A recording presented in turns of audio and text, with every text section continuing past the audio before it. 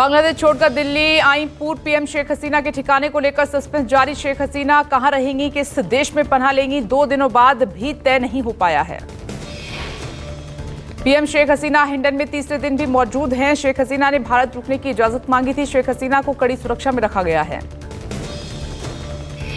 Sheikh Hasina London जाना चाहती थी, पर ब्रिटेन ने झटका देते हुए कहा कि शेख हसीना को कानूनी संरक्षण नहीं दे सकते हैं। ऐसे में कयास लगाए जा रहे हैं कि शेख हसीना यूरोप के किसी देश में पनाह ले सकती हैं। बांग्लादेश छोड़ने के बाद शेख हसीना को अमेरिका ने दिया झटका। अमेरिका ने शेख हसीना का वीजा रद्द कर दिया है। शेख हसीना के बेटे साजिद वाजेब अमेरिका में कारोबारी हैं। अमेरिका के वर्जीनिया में रहते हैं। अमेरिका को आशंका थी कि शेख हसीना अपने बेटे के पास आ सकती है, लिहाजा अमेरिका ने शेख हसीना का वीजा रद्द कर दिया। बांग्लादेश में सियासी उठापटक के बाद अंतरिम सरकार को लेकर बड़ा फैसला किया गया है। नोबेल पुरस्कार विजेता मोहम्मद यूनुस को बांग्लादेश की अंतरिम सरकार का प्रमुख नियुक्त किया गया है। राष्ट्रपति शहाबुद्दीन के प्रेस सचिव ने जानकारी दी, मोहम्मद यूनुस की सरकार का निर्णय संसद भंग करने के बाद राष्ट्रपति शहाबुद्दीन और छात्र नेताओं के बीच हुई बैठक में लिया गया। राष्ट्रपति की बैठक में तीनों सशस्त्र बलों के प्रमुख भी मौजूद रहे। मोहम्मद यूनुस अंतरिम सरकार के मुख्य सलाहकार के रूप में प्रदर्शनकारी छात्रों की पहली पसंद थे। बांग्लादेश में एक्टर शांतो खान और उनके पिता सलीम खान भी शामिल हैं। सलीम आवामी लीग पार्टी से जुड़े हुए थे। बांग्लादेशी एक्टर शांतो खान और उनके प्रोड्यूसर पिता सलीम खान को भीड़ ने पीट कर मार डाला। सलीम हसीना की पार्टी अवामी लीग से जुड़े थे। एक्टर और उनके पिता ने हसीना के पिता मुजीबुर रहमान पर बनी फिल्म प्रोड्यूस की थी और फिल्म में शांतो ने मुजीबुर रहमान की भूमिका निभाई थी। बांग्लादेश में अल्पसंख्यकों हिंदुओं पर निशाना बनाया जा रहा है। भीड़ ने हिंदू गायक के 140 साल पुराने घर में आग लगा दी। 3000 से ज्यादा वाद्य यंत्र जलकर खाक हो गए। कट्टरपंथियों की एक भीड़ बांग्लादेश के मशहूर गायक राहुल आनंद के घर में जा घुसी और पहले घर से जमकर लूटपाट की और उसके बाद गायक राहुल के घर को आग के हवाले कर दिया। बताया जा रहा है कि भीड़ के घर में घुसने से पहले राहुल अपनी पत्नी और बेटे के साथ सुरक्षित जगह पर निकल गए थे। गायक और उनके परिवार की जान बच गई, पर पुश्तैनी घर पूरी तरह से खाक हो गया। पेरिस ओलंपिक के 12वें दिन भारत के पास गोल्ड मेडल जीतने का सुनहरा मौका है। फाइनल में पहुंची विनेश फोगाट आज जीत सकती हैं गोल्ड मेडल। विनेश फोगाट ने क्वार्टर फाइनल में 5 बार की वर्ल्ड चैंपियन को हराकर सेमीफाइनल में जगह बनाई, फिर सेमीफाइनल में जीत हासिल करके मेडल पक्का किया। ओलंपिक में विनेश फोगाट ने इतिहास रचकर भारत का झंडा बुलंद किया। विनेश ने वो कर दिखाया जो अब तक नहीं हुआ।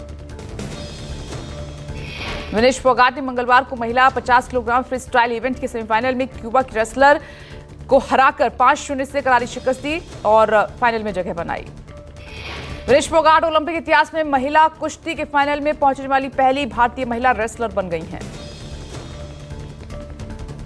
विनेश फोगाट के फाइनल मैच को लेकर देश में दुआओं का दौर भी जारी है। विनेश फोगाट ने पेरिस ओलंपिक में जिस अंदाज में प्रदर्शन किया है, उससे भारतीय रेसलर को ही गोल्ड मेडल जीतने का दावेदार माना जा रहा है। विनेश फोगाट फाइनल मैच में अमेरिका की सारा एन हिल ब्रांड से होगा उनका मुकाबला। सारा टोक्यो ओलंपिक में ब्रॉन्ज मेडल जीत चुकी हैं। वर्ल्ड चैंपियनशिप में 2 सिल्वर और 2 ब्रॉन्ज मेडल भी जीत चुकी हैं।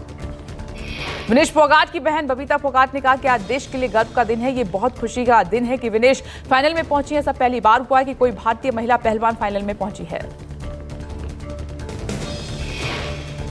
ये बड़े खुशी का दिन है कि विनेश से जो है फाइनल में पहुंची है। ऐसा पहली बार हुआ है कि भारत के अंदर महिला रेसलर जो है पहली बार फाइनल में पहुंची है। तो मैं इसके लिए विनेश को बधाई देती हूँ और सभी देशवासियों को भी बधाई शुभकामनाएं देती हूँ।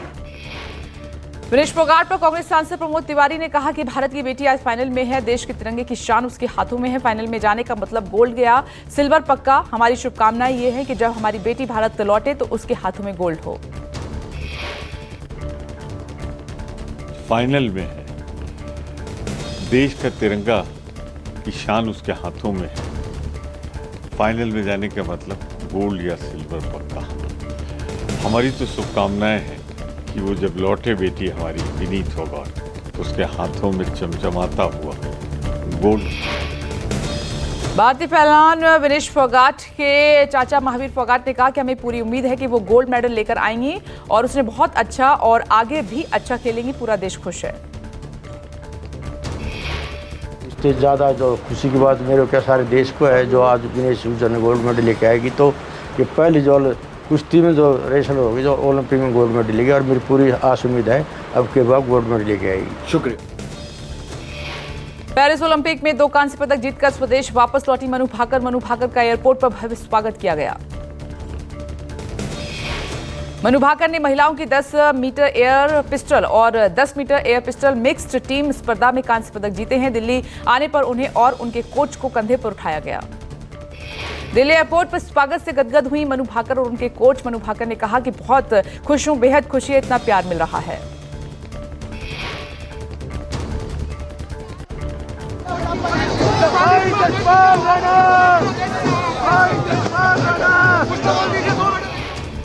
शराब नीति मामले में तिहाड़ जेल में बंद सीएम अरविंद केजरीवाल ने जेल से उपराज्यपाल वीके सक्सेना को चिट्ठी लिखी। 15 अगस्त पर दिल्ली में झंडा फहराने को लेकर चिट्ठी लिखी। अरविंद केजरीवाल ने अपनी चिट्ठी में लिखा है कि 15 अगस्त को मेरी जगह आतिशी झंडा फहराएंगे। स्वतंत्रता दिवस पर मुख्यमंत्री को ध्वज फहराना होता है। अब केजरीवाल ने चिट्ठी लिखकर झंडा फहराने की जिम्मेदारी आतिशी को देने के लिए कहा है। मनी लॉन्ड्रिंग मामले में सीएम केजरीवाल को मिली जमानत को रद्द करने की मांग वाली ईडी की याचिका पर आज दिल्ली हाईकोर्ट में होनी है सुनवाई। निचली अदालत से मिली जमानत पर हाईकोर्ट ने लगाई थी रोक। ईडी ने बेल रद्द करने की मांग की है। मुंबई में कांग्रेस के शक्ति प्रदर्शन से पहले दिल्ली के दौरे पर हैं उद्धव ठाकरे। सहपरिवार दिल्ली के दौरे पर पहुंचे पूर्व सीएम उद्धव ठाकरे। कांग्रेस के शीर्ष नेतृत्व से मुलाकात करेंगे उद्धव ठाकरे। उद्धव ठाकरे शरद पवार और दूसरे नेताओं से मिलेंगे। सूत्रों के मुताबिक शिवसेना यूबीटी चाहती है उद्धव ठाकरे हों सीएम चेहरा। उद्धव ठाकरे के दिल्ली दौरे पर बीजेपी नेता राम कदम से ने तंज कसा। कहा कि मुझे सत्ता का लालच नहीं है, मैं दिल्ली के सामने नहीं झुकूंगा। कहने वाले आज दिल्ली क्या कर रहे हैं।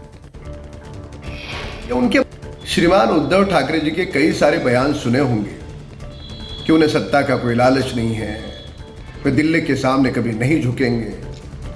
ये उनके बयान है, एक नहीं सैकड़ों बयान होंगे। पर आज क्या है? देश के नंबर 1 ब्रांड कपिला पशु आहार ने महाबलीपुरम में किया डीलर्स कॉन्फ्रेंस का आयोजन। कंपनी के निदेशक विशाल शिवहरे ने कहा कि ग्रामीण भारत के बढ़ते दुग्ध उत्पादन में कपिला पशु आहार की अहम भूमिका। पशु आहार और उसकी गुणवत्ता को लेकर चर्चा करते हुए कंपनी के निदेशक ने कहा कि विश्व के कुल दुग्ध उत्पादन में 25% उत्पादन भारत में होता है और भारत की अर्थव्यवस्था में 5% भागीदारी है। कॉन्फ्रेंस के दौरान कंपनी ने 15 डीलर्स को गोल्ड मेडल से सम्मानित किया। 3 दिवसीय कॉन्फ्रेंस में डीलर्स के साथ मीटिंग के अलावा कपिला लाफ्टर शो का आयोजन किया गया। स्वास्थ्य क्षेत्र में काम करने वाली स्वयंसेवी संस्था कैनविन आरोग्य धाम की सह संस्थापक भाजपा नेता नवीन गोयल ने गुरुग्राम के विभिन्न इलाकों में जनसंवाद बैठक की और शहरवासियों की समस्याएं समझी।